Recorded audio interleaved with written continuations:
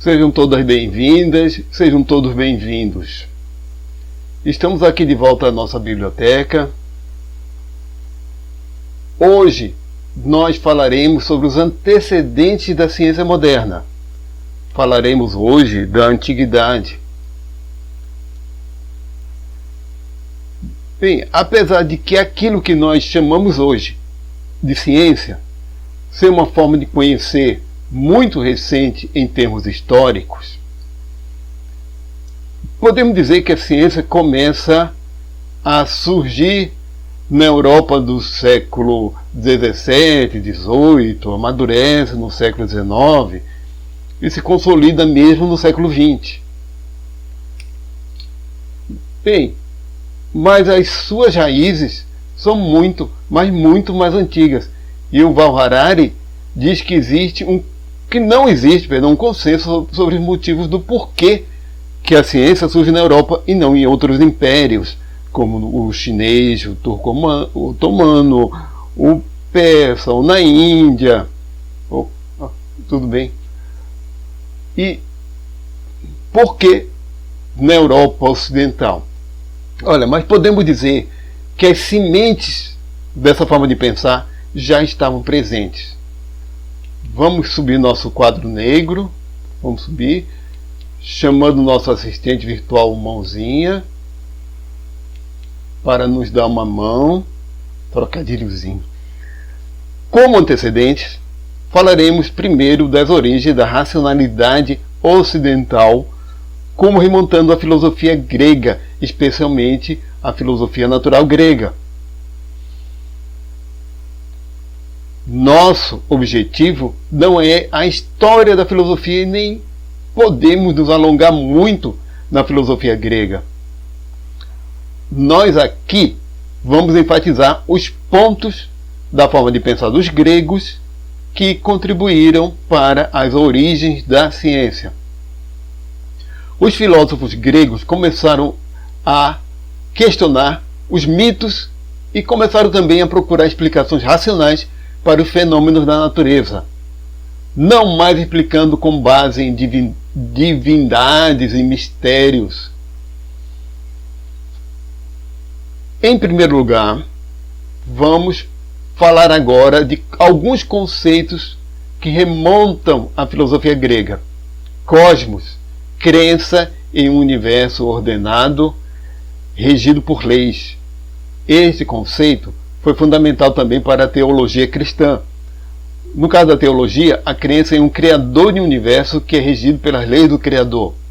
Elemento.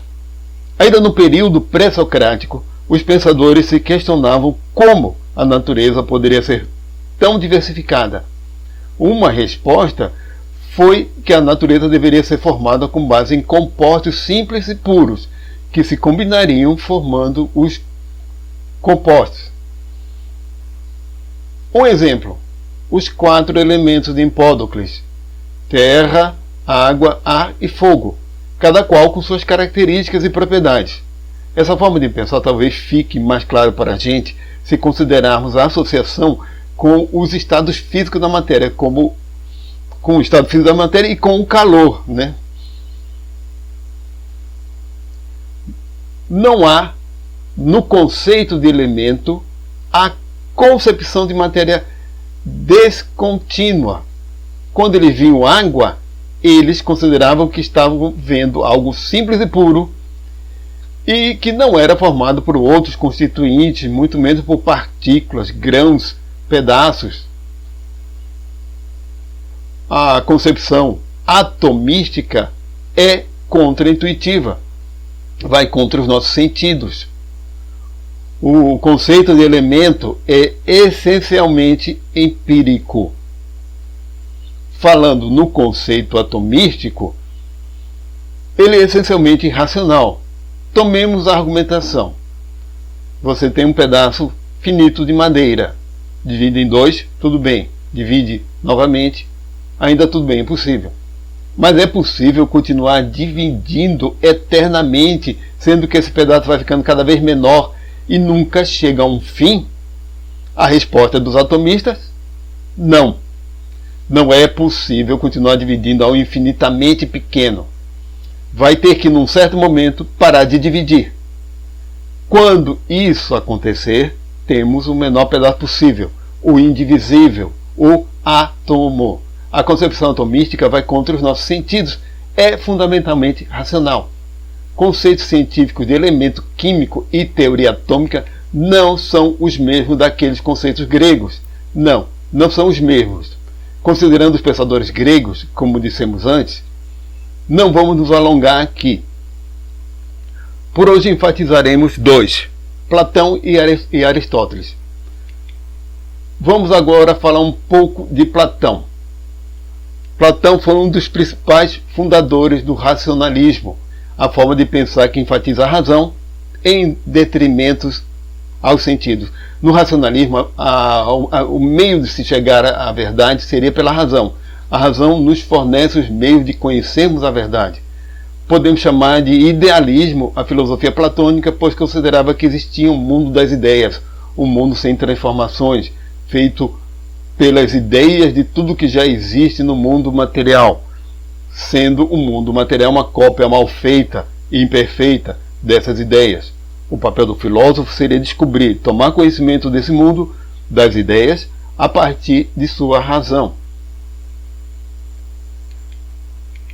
Aristóteles foi discípulo de Platão. No começo de sua vida de pensador, Aristóteles rompe com Platão por considerar que o nosso conhecimento é produto de nossas experiências e as experiências são mediadas pelos nossos sentidos. A sua filosofia era empirista.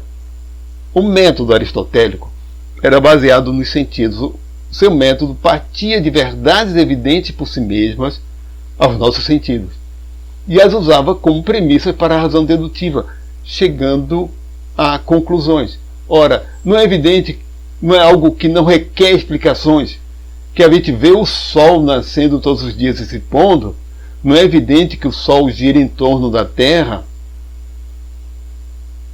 Vocês já podem imaginar aonde eu quero chegar.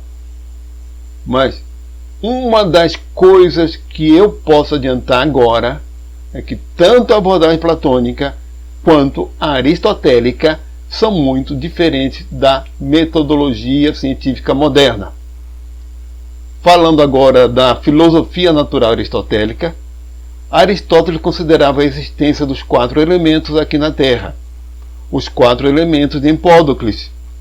Lembrem-se que a concepção de elementos era empírica, sendo que a terra e a água eram os elementos graves que naturalmente iriam ao centro da Terra, do planeta, ou seja, como um movimento natural. E haveriam 2 tipos de movimento: o natural, os corpos, dependendo de sua composição, iriam de encontro ou se afastariam da Terra, o ar e o fogo se moveriam se afastando do centro da Terra por serem leves. Temos que entender que o movimento natural seria uma propriedade do corpo ao buscar o seu lugar na natureza.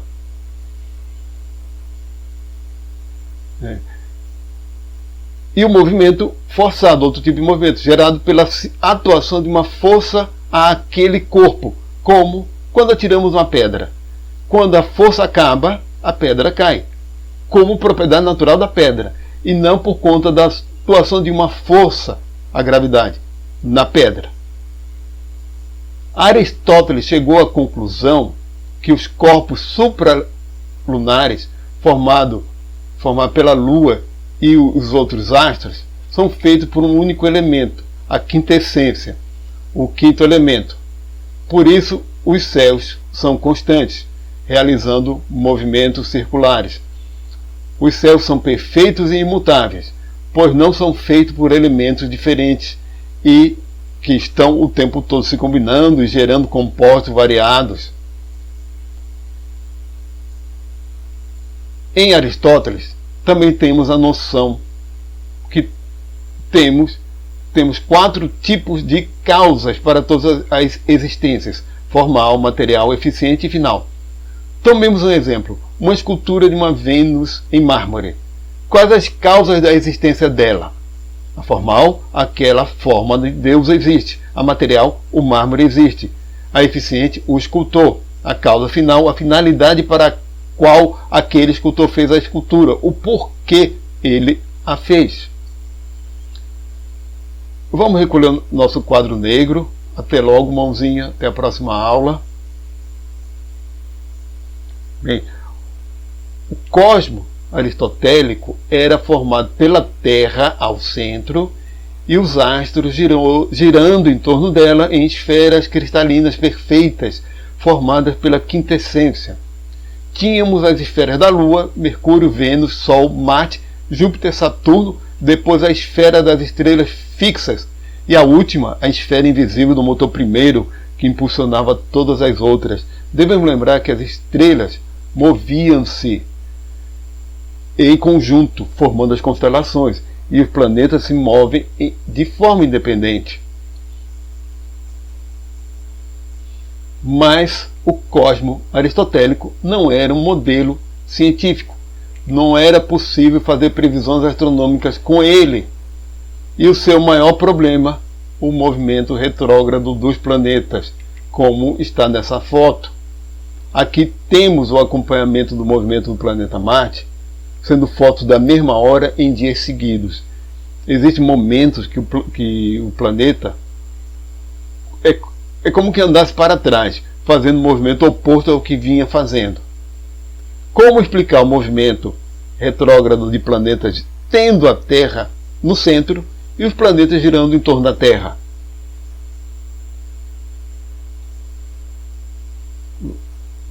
Não é possível explicar. Então, séculos depois de Aristóteles, o astrônomo Cláudio Ptolomeu, do século I depois de Cristo, desenvolveu dispositivos geométricos para explicar. O planeta não giraria em torno da Terra, e sim em torno do centro de um círculo, o epiciclo, e este que giraria em torno da Terra. A Terra também não estaria exatamente no centro do deferente, que é o círculo formado pela trajetória do epiciclo.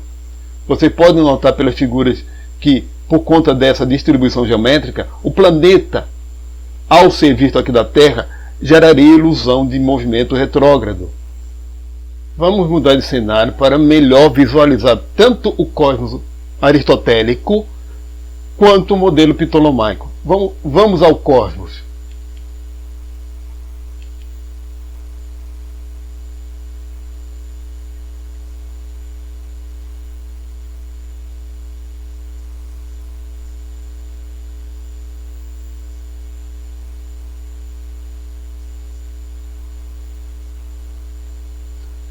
Neste vídeo agora temos duas animações. A primeira agora é a do cosmo aristotélico, mostrando as esferas cristalinas.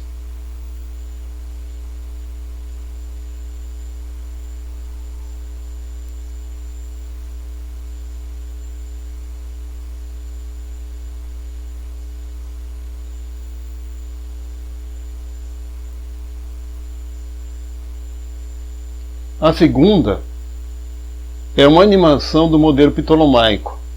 Temos duas formas aqui de apresentar o modelo. Com o epiciclo primeiramente na perpendicular em relação ao plano da animação.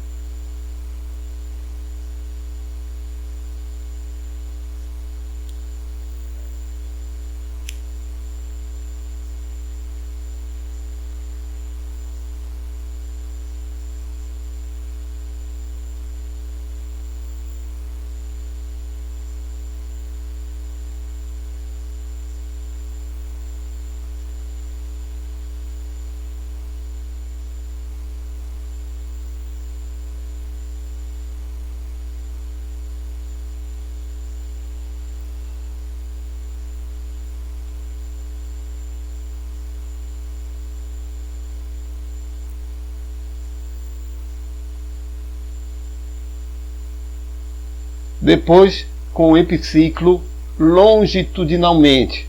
Além disso, a animação mostra duas situações do planeta: como ele se move e o movimento aparente dele. Pode parecer que temos dois planetas, mas são duas representações dessas duas situações diferentes.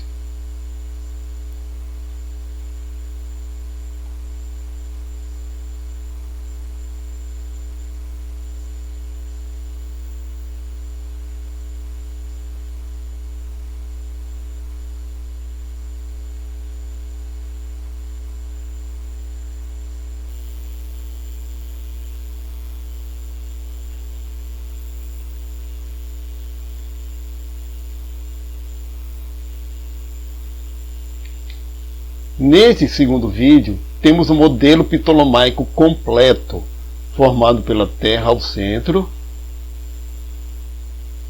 depois Lua, podem notar que está sem epiciclos, bem pequenininha, depois Mercúrio, Vênus com os epiciclos respectivos, Sol sem epiciclos, Marte, Júpiter e Saturno com seus respectivos epiciclos. Reparem em Saturno, o planeta mais distante, com maior número de movimentos retrógrados. Os animadores traçaram uma linha acompanhando o movimento dos planetas, para ficar bem visível, né? Você pode ver claramente quantos epiciclos tem cada planeta depois de uma volta completa em torno da Terra.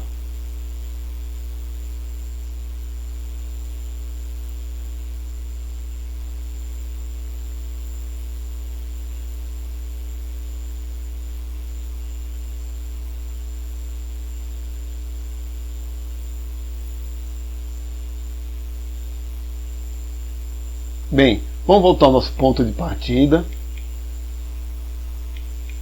Estamos aqui de volta à nossa biblioteca. Estamos nos aproximando do fim de nosso vídeo. Espero que tenham gostado. A vantagem de apresentar um assunto dessa forma é que ele pode ser visto toda vez que quiserem. E vocês podem tirar dúvidas à vontade perguntando via comentários.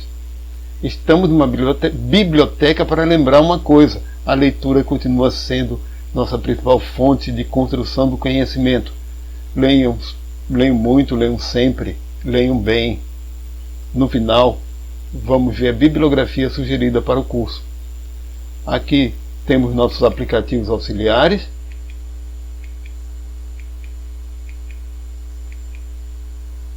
Temos uma longa estrada pela frente. Muito obrigado, pessoal. Até a próxima aula.